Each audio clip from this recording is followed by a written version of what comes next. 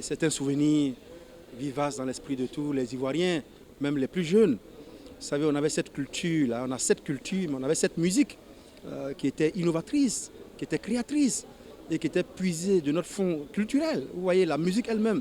Et jamais auparavant, il y avait une telle musique dans le monde.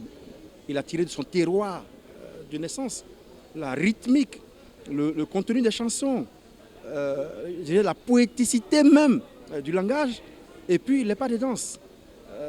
Tout ça a été très original, typiquement ivoirien. Je me rappelle que le Ziglibiti avait dépassé les frontières de la Côte d'Ivoire. Beaucoup de chefs d'État l'adoraient, beaucoup de populations africaines. Et c'est ça qu'on demande aujourd'hui à nos jeunes artistes, c'est la créativité, l'inventivité, l'innovation sur le fond culturel. Beaucoup de pays aujourd'hui ont un rayonnement culturel impuissant dans leur terroir. Mais pas de faire une musique qui ne correspond pas totalement ou qui ne concerne qu'une petite section du peuple. Et donc, Ernesto Didier, c'est cette leçon-là. Et 38 ans plus tard, vous me posez encore la question de savoir où est Ernesto Didier. Ça veut dire qu'il a légué un héritage et qu'il n'est pas prêt de s'éteindre d'ailleurs. Et c'est un bénéfice pour la Côte d'Ivoire. Ça fait 38 ans, mais quand Ernesto Didier décédait, j'avoue que j'avais encore à peine 3 ans. Donc on a entendu la bonne musique, ça fait danser.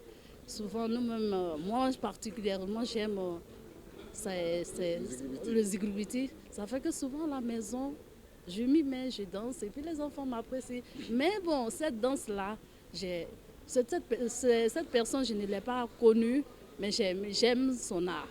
J'aime son art, donc c'est à peine que je l'ai connu. Ernesto Didier représente pour moi un monument de la musique nationale de Côte d'Ivoire.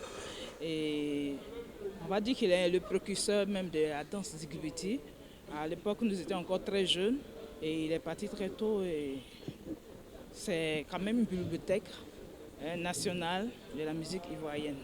C'est un monument de la musique ivoirienne. Depuis tout petit, on a entendu ces différentes chansons grâce aux disques que les parents achetaient.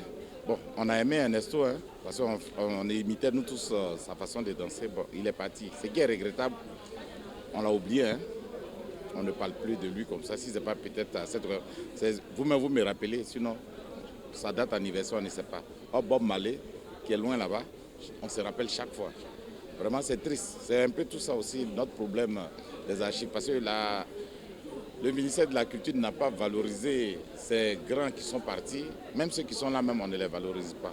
Il dansait bien ce monsieur. C'est un bel artiste, beau danseur. Il chantait la musique du terroir pur. Je l'ai beaucoup apprécié, mais il est mort malheureusement tôt.